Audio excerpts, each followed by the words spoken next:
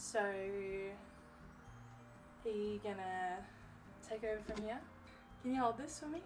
Hello everybody, it is Cheesecake. Welcome back to another PS2 retrospective where we explore your favourite childhood games and my favourite childhood games together. Today on the menu is an exceptionally bizarre yet extremely nostalgic and beloved game, Madagascar on the PS2. Here's some in the case nostalgia for your delight. Remember when they had the memory card holders? Ugh. And I really miss manuals too. I used to read them on the ride home after buying every single game. It was just like the anticipation of knowing what was to come. It was so exciting. There was a strategy guide. Are you fucking kidding me? Oh, I want that so bad. But anyway, this is a game a little bit like maybe Simpsons Hit and Run, I'd say, where I'd think the majority of children that had a PS2 know this game at least a little bit, which is why I've decided that I have to do it today.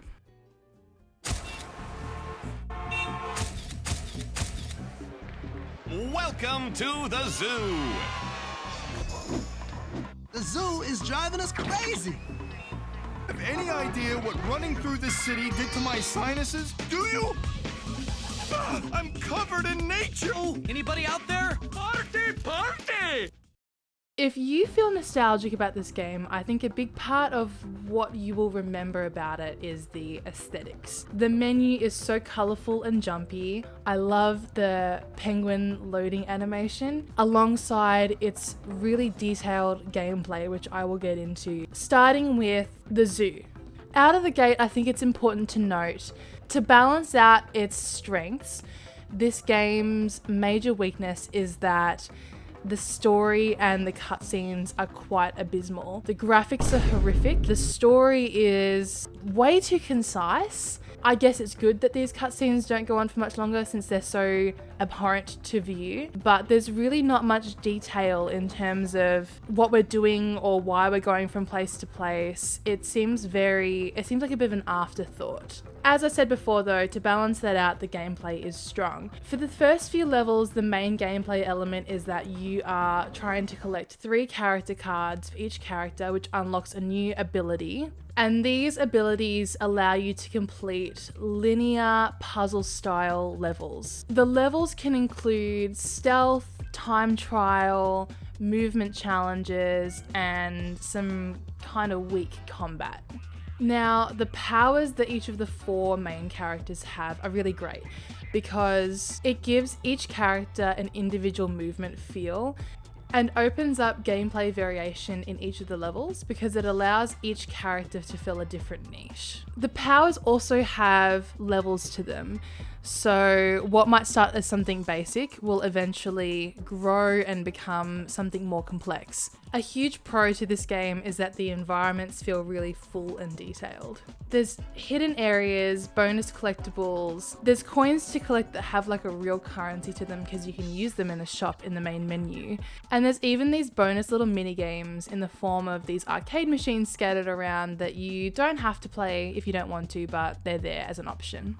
A little side note is that when I was a kid, I used to just run around in circles as all the characters because the footprints would trail behind you and I'd just do little shapes on the ground. And I always think to myself, if I was like one of those game testers as a kid, I think I would have wasted so much of their fucking time that it's not even funny. Anyway, the final thing I'm going to talk about in this first environment is how good the music is. Why don't they play this shit in the clubs? As well as Sims 2 nightlife music. Like, are you serious? It's right there. This stuff is so good. It is a little bit random to have like this, I don't know, like electronic music, but it's so upbeat and it really like pushes you through the level. You feel like you've got like a bit of a tempo behind you. It's so good. Oh, so nostalgic. As well as that, I think the sound effects are really memorable in this game as well.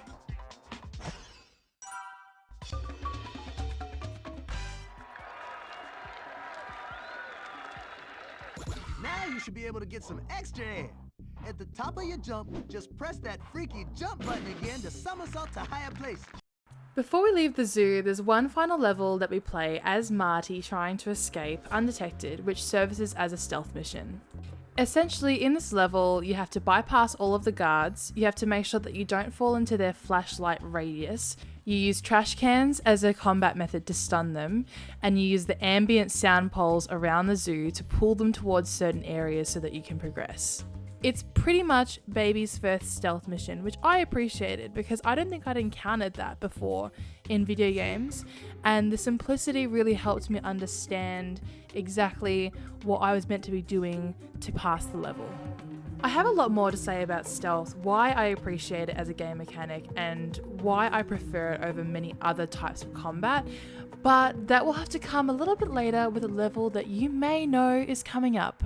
Now, New York City is a little bit more complicated and a little bit more difficult than the first level. The first level is basically just a tutorial, and overall it's an excellent use of an environment because it is truly very believable that New York City is this busy, loud, dangerous and annoying to traverse through. Something that I really appreciate about the game design here is that it utilizes the levels of New York City in a very organic way, using scaffolding to go up and using subways to go down. So you start as Alex through New York City, and the gameplay here is quite simple. You don't have as much of a movement ability with him as you do with the other characters. He can double jump, but it doesn't really have much of an effect on the gameplay. His main ability is his raw ability, which is somewhat of like a half combat ability that you use on the policemen through the city. You use the raw to attack them, which will stun them, and then they'll kind of do that classic PS2 fade into despawn thing on the ground. My issue with Alex's raw is that it feels a little bit uncalibrated in a way, where the V splash radius where he is directing the attack at, it feels like the accuracy is very random sometimes, unfortunately. And the consequence of that was when I was a kid, I would just kind of spam it with no real prowess or skill involved whatsoever. Alex, though, is not really the main focus of this level, and I think there's a lot stronger gameplay elements later on with the other characters. Alex passes off to Gloria, and I do like the idea of her having like a time trial sort of feel to her ability, which is that she runs really fast and stampedes through heavy objects when she eats chilies, and you have to sort of line up those chilies in a row to keep her momentum.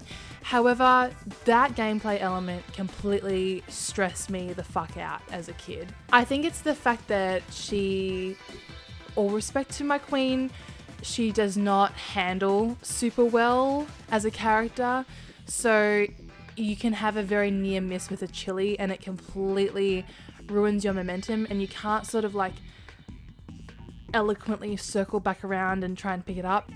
I do, however, love that she has like these brief little crossy road Frogger type POV shots from above where you have to run through the traffic. I appreciate that even in one subsection of one level in the game, the developers are still putting effort into diversifying the gameplay by creating a new movement challenge and changing the perspective. I think this sort of attention to detail is what separates some of the higher class kids PS2 games from the lower. The best ability of this level, in my opinion, is Melman's helicopter hover ability of sorts. This is another good thing about the levels of their abilities as well, and getting the new character cards, is that we used Melman's helicopter ability somewhat in the first level to sweep up trash, but now that same ability is given an elevation and a new purpose. This ability requires you to move around corners, avoid obstacles, and utilize air vents to keep yourself airborne. I think what I really liked about this ability is that you can take your time and you can map out your course. I was not the best at video games when I was a kid, so when I had to do something quickly and fast and snappy, I hated it. And side note, I love how they established a bit of like the ground is lava, but not because it's like dangerous for Melman to walk on the floor, which the other two characters have already done, but because he's a germaphobe and he doesn't want to touch the streets of New York City because they're so gross. And I don't know why, but that's just so camp and so clever to me. And now we're on the boat and we are all blessed with the creme de la creme of PS2 missions, which is the penguin mission. Oh, it's just so good. This level is amazing. It's Metal Gear Solid for children. So I haven't always been the most technically proficient at video games, and I feel as though I've always been stronger at the game sense element of video games as opposed to like pure dexterity, right? For example, in my Fallout 4 playthrough, I followed a Fudge Muppet tutorial where I did a full stealth build, and I used a jagged blade with the skill tree where it's like you kind of teleport to them, and it requires not technical skill in terms of aiming, but rather foresight and a bit of planning to map out your route before it happens. I will always take the route in a video game if given the option where I am able to take my time and do stealth slowly. In other words, for every single outpost in Far Cry, I will always get the undetected achievement every single time without fail. All of this is to say, Penguin Mutiny is a masterpiece in game design, and I will stand by that point until the day that I die. The whole thing made me reflect a little bit on something that my best friend said recently, which is, why is it always that when something is bad or heavily critiqued, the go-to excuse is, well, it was made for children? Why do children have to get the sludge of entertainment? And we deprive them from games and movies and even rides and experiences that are at a high caliber, just like we give adults. Now that my anecdotal ramble is out of the way, I will briefly summarize the content of Penguin Mutiny. Aside from the stealth, this level mainly focuses on logic puzzles that include wiping out enemies, using pipes for traversal, and calling the penguins to your location with the trumpet. It's also equally cute and extremely fucking irritating when they do their little There's also some fetch quests that use keys and buttons to unlock doors, and it'd be criminal for me not to mention that you actually use a box as part of the stealth in this mission, which is obviously a clear direct call out to Metal Gear Solid. I had no idea what the reference was at the time, but now in retrospect this is so cute. One of my favourite parts of this level is the section with the crane. You're meant to use the crane to pick up all of the bad guys and to put them into a box so they're no longer in your way, but they've also programmed the ability to just chuck them overboard, which is so fucking funny. I love when games know how stupid kids are and actually feed into it. I do love the design of the penguins, and I love that in a really subtle way I can still tell the difference between the penguins. I know which one's Private, I know which one's Skipper, but one really weird thing is that Private's voice is... There are 3 gates that stand between us and the upper deck. Use the crane to move us to those buttons and we'll get the gates open. He sounds so fucking bored. I don't know what is going on there. Obviously it's not the same voice actor as the movie, I presume, but oh my god, we really could have pepped that one up a bit. I have a vendetta against the end of the level, which is like the sailor shootout mission. It took me probably like 4 hours to complete that as a kid, so I don't really want to talk about it. I don't have many things to say about it. I thought it was hard. Everyone in the comments is like, I love that part, it was so fun. I suppose if I had to say one nice thing about it, I suppose the darts look really nice, very fluorescent. They look edible, honestly. I feel like if I bit into one, it might taste a little bit like one of those world gummies with the jelly in the middle. So that was Penguin Mutiny. Moving on. Quick editor's note, from here on out I will say that the last levels are set in Africa, and while Madagascar is a country in East Africa, I say it as if the movie and the game and the franchise as a whole isn't called Madagascar for a specific reason. So TLDR, I'm a complete dumbass. Moving on. I'm going to trail off a little bit after this. There are a few more distinct levels of the game, but I'm going to talk about Africa more so as a whole, because I think this is where the game loses a little bit of its steam. The pro about Africa is that it has a little bit more of an open world feel where you can switch between the characters at will. Essentially, the crux of these later missions is that you play as one of the 4 characters, usually of your choosing, and you go around and complete their specific mini games or their main levels to progress the story. Having an exploration focus where the characters can run around in a very non-linear fashion and pick up their new character cards and thus their new abilities is very refreshing. Some examples of the minigames that you're going to have to play include defend the onion from the spiders by using Alex's raw ability, or use Alex's double jump as a remember the pattern objective on these coloured mushrooms. Unfortunately, I find most of the minigames to be quite time consuming and irritating.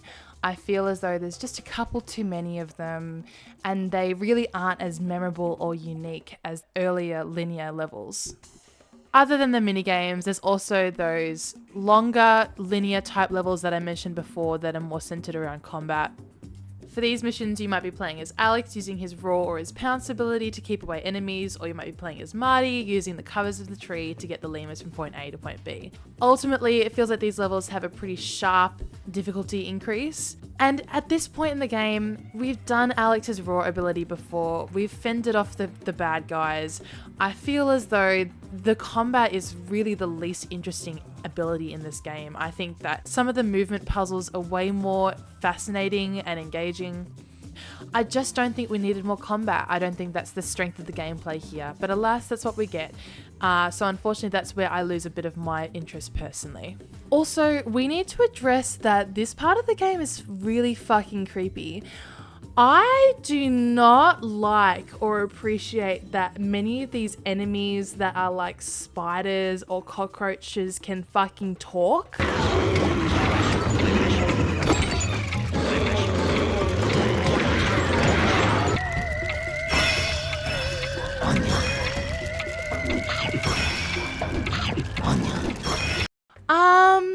I don't know about that one. I don't think we needed that. It's so creepy. And finally, the last thing I want to discuss about the game is all of the little tidbits in the main menu. I love the visual element of the chapter selection screen and how you move through the levels and you can see which one you're picking. I used to just go back and forth between it because I thought it was so fun. I love the mini golf. I love the shuffleboard. When you're playing a linear game, you get to a point where you're a little bit burnt out and you want to turn it off and have a break. I thought that the mini golf and the shuffleboard were great in that you can just do 5 minutes of like a little side tangent before you turn it off. It's a little bit of like a mental reset or like a cool down, and it just adds a little bit of extra effort on the developer's behalf. I love that the monkeys run the shop and that you can buy things in the shop with the coins that you collect. Something that you collect within the game has like a real tangible use. That's a really appreciated amount of effort. Overall, I think this game is extremely well constructed. I think it has a lot of heart. I think it's on the half of PS2 games, the better half, in the ones that were actually made with intention and not just a cash grab. And while the second half of the game I think becomes a little bit stale, I think the first half is so genuinely fun and endearing that it's a very memorable and nostalgic game for everyone that played it. So I'm going to leave it there. Thank you so much for watching. I just want to say, I say this every video, but I only do this for my own fun and for a little project. If you've watched this video, if you've subscribed to me, I cannot tell you how much I appreciate that and how much it means to me. It just makes me really happy every time I see like a new subscriber or a new comment. I check all of them and it just means the world. So thank you so much if you've been a part of that. Until next time, bye bye.